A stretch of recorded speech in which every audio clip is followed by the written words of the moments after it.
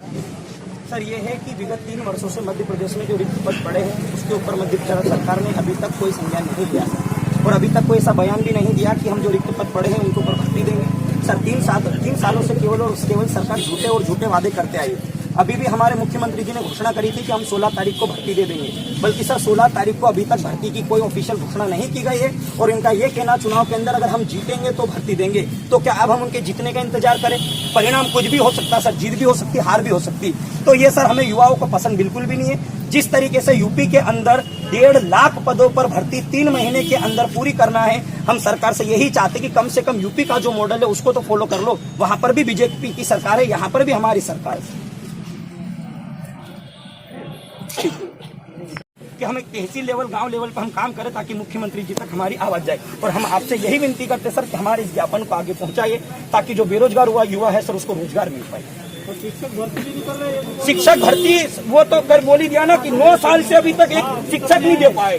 शिक्षक भर्ती करना होगा, करना होगा, करना होगा। शिक्षक भर्ती करना होगा, करना होगा, करना होगा। इनकलाब जिंदाबाद, जिंदाबाद, जिंदाबाद। साथियों, ये संघर्ष अभी शुरू हुआ है, इसलिए थक हार के बैठना नहीं है अपने घरों में। अब घर से निकलने का वक्त है। 2 रास्ते हैं, या तो घर में बैठे रहो और अंधकार में खो जाओ, जैसे और नौजवान आत्महत्या कर रहे हैं उस तरीके से हम ऐसा नहीं करेंगे दोस्तों। हमारे पास दूसरा रास्ता है, हम संघर्ष करेंगे सड़कों पर, हम लड़ेंगे और लड़ते लड़ते ये सरकार को दिखाई देंगे कि इस देश के नौजवान कायर नहीं है। हमने अंग्रेजों को भी मार मार के भगा दिया है, ये काले अंग्रेज जो कुर्सी पे बैठ गए इनको भी भगा देंगे हम। समझ लीजिए आप, रोजगार नहीं मिला, अगर हाथों में काम नहीं मिला, जो चंद्रशेखर आजाद का सपना था, जो भगत सिंह का सपना था, इस देश के अंदर शोषणविहीन समाज, उस समाज की स्थापना आज नौजवान करेगा।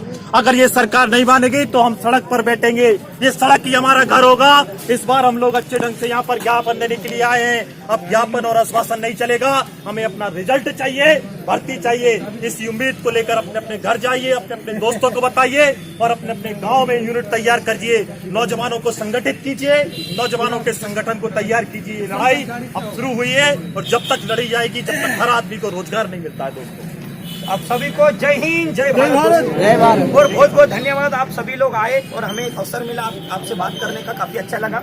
बस जब तक वैकेंसी नहीं आती तब तक हमें हमारी जंग जारी रखना है। जरूरी नहीं ये केवल हमारा मुद्दा एमपी पुलिस भर्ती परीक्षा नहीं है, हमारा मुद्दा संविदा भी है। संविदा वर्ग 1 अभी तक जो इन्होंने वेरिफिकेशन करके ज्वाइनिंग नहीं दी, वो भी वर्ग 2 में इन्होंने जो साइंस के पद कम कर दिए गए उसके ऊपर भी हम चर्चा कर रहे हैं। और वर्ग 3 में अभी तक इन्होंने कोई बात डिसीजन नहीं लिया है। एमपीपीएससी में इन्होंने हाईकोर्ट में पहुंचा दिया आरक्षण का नाम लेकर, तो वो एमपीपीएससी भी अटका पड़ा है, एमपी पुलिस भर्ती भी अटका हुआ है। और पटवारी में जिनकी वेटिंग थी आज तक उनको वेटिंग भी क्लियर नहीं की जा रही है। तो बस ये और भी बहुत सारे पद है। और एग्रीकल्चर में इन्होंने पहले फॉर्म डलवाया, फॉर्म डलवाने के बाद इन्होंने 8 महीने बाद पैसा वापस कर रहे। 8 महीने का ब्याज कहाँ गया जो लाखों युवाओं ने फॉर्म भरे थे? तो सरकार जवाब देने से बच रही, केवल और केवल अपना राजस्व इकट्ठा करना चाह रही। और देखो ये सोचो 282 पद जेल प्रहरी के, और मध्य प्रदेश की तहसीलें 404 के लगभग। तो क्या एक तहसील से एक उम्मीदवार योग्य नहीं हो सकता क्या? मतलब हम यहाँ सब इकट्ठे, मतलब हम पढ़े लिखे नहीं है। तो सरकार ने केवल और केवल राजस्व वसूल करने के लिए ये काम कर रही है। तो हमारी आवाज ये भी है कि जो इन्होंने जेल प्रहरी में जो गिनती के पद निकाले हैं उसमें थोड़े पदों में वृद्धि करे ताकि युवा अपनी योग्यता का परिचय दे सके।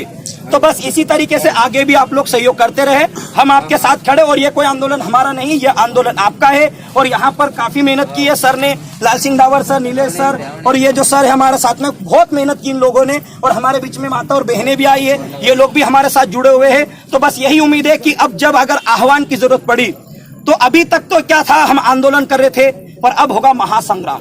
बेरोजगार वर्सेस सरकार होगा। अब अगर ये सरकार 28 तारीख तक आचार संहिता के पहले अगर हमारी मांग नहीं मानती है, तो हम अब इंदौर के अंदर एक बड़े लेवल पर आंदोलन करेंगे। जिस तरीके से यूपी में आंदोलन हुआ वैसा आंदोलन हम भी करके दिखा देंगे। बस ये चाह रहे, अगर यूपी उनका मुख्यमंत्री सुन लेता है, हमारा सुनता ही नहीं।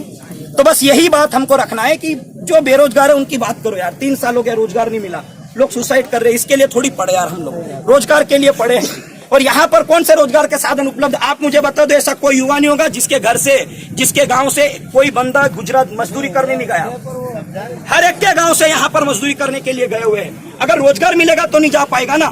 केवल हमें गुजरात को ही डेवलप थोड़ी करना, मध्य प्रदेश को भी करना है ना। ऐसा थोड़ी कि प्रधानमंत्री का राज्य है तो भाई वही डेवलप होगा। यहाँ भी तो रोजगार चाहिए, यहाँ भी तो मांग होना चाहिए। और मैंने पहले कहा कि हमारे अंदर इतना टैलेंट नहीं है कि हम चाय बेच के प्रधानमंत्री बन जाए। अगर ये करना होता तो हम ठेला भी लगा लेंगे और फुल्की बेच के, पानी पत्ता से बेच के भी प्रधानमंत्री बनने का कोई कोर्स होगा तो कर लेंगे। तो बस यही आपसे गुजारिश है और आपका बहुत बहुत धन्यवाद दोस्तों, आप सभी लोग आए। जय हिंद। जिनका जन्म अगर चंद्रशेखर आजाद की भूमि में हुआ हो और अगर वो अगर अपने हक के लिए ना लड़े तो फिर उसका जीवन व्यर्थ है। इसलिए दोस्तों हमें रोजगार लेना होगा सरकार से। ये सरकार के झूठे वादे हैं जो ये कह रहे हैं कि मैं चुनाव के पहले घोषणा करूंगा। इन्होंने 16 तारीख कहा था, इन्होंने 16 तारीख को घोषणा नहीं की। इसलिए हम इस आंदोलन को एक गांव से लगाकर, तहसील से लगाकर राजधानी तक ले जा रहे हैं। बस इसी तरीके से आप लोग सहयोग करेंगे दोस्तों, तो आप मेरे साथ सभी बोलेंगे जय हिंद, जय हिंद, जय हिंद, जय हिंद। भारत माता की जय, भारत माता की जय। वंदे मातरम, वंदे मातरम। इंकलाब जिंदाबाद, इंकलाब जिंदाबाद, इंकलाब जिंदाबाद। चंद्रशेखर आजाद के विचारों को गांव शहर में फैला दो, फैला दो, फैला दो। चंद्रशेखर आजाद के विचारों को गांव शहर में फैला दो, फैला दो, फैला दो। सबको रोजगार देना होगा, देना होगा, देना होगा, सबको रोजगार देना होगा, देना होगा, देना होगा। इंकलाब जिंदाबाद, जिंदाबाद, जिंदाबाद। चंद्रशेखर आजाद के देश में तानाशाही नहीं चलेगी, नहीं चलेगी, नहीं चलेगी। और हाथ को काम देना होगा, देना होगा, देना होगा। आवाज दो। निकलो बाहर मकानों से, जंग लड़ो बेईमानों से, निकलो बाहर मकानों से, जंग लड़ो बेईमानों से, निकलो बाहर मकानों से। जंग लड़ो बेईमानों से। लड़ाएंगे, जीतेंगे, लड़ाएंगे, जीतेंगे। हम अपना अधिकार मांगते, नहीं किसी से भीख मांगते, हम अपना अधिकार मांगते। नहीं किसी से भीख मांगते। सरकार तेरी तानाशाही, नहीं चलेगी, नहीं चलेगी, सरकार तेरी तानाशाही। नहीं चलेगी, नहीं चलेगी। बेरोजगार को भर्ती दो, भर्ती दो, भर्ती दो। बेरोजगार से चंद्रशेखर आजाद की जन्मभूमि में चंद्रशेखर आजाद के विचारों से प्रेरणा लेकर इस हिंदुस्तान का नौजवान आज सड़क पर आ गया है। आप जानते हैं कि 28 सितंबर को शहीद आजम भगत सिंह का जन्म दिवस आता है।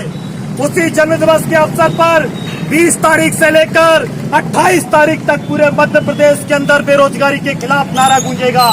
और ये आंदोलन आप देख रहे हैं, हमारी जो कमेटी है मूवमेंट अगेंस्ट एम्प्लॉयमेंट के माध्यम से बेरोजगारी विरोधी जो आंदोलन चल रहा है वो पूरे मध्य प्रदेश के अंदर काम कर रही है। और यहाँ पर जोवट की सड़कों पर हम देख रहे हैं कि किस तरीके से नौजवान उस कमेटी के नेतृत्व में काम कर रहे हैं। साथियों, तमाम नौजवानों का मैं क्रांतिकारी अभिवादन पेश करता हूँ और प्रदेश के नौजवानों से कहना चाहता हूँ कि आप बड़ी से बड़ी संख्या में सड़कों पर उतरिए और इस आंदोलन को अपना बल दीजिए। इंकलाब जिंदाबाद, इंकलाब जिंदाबाद, इंकलाब जिंदाबाद, इंकलाब जिंदाबाद।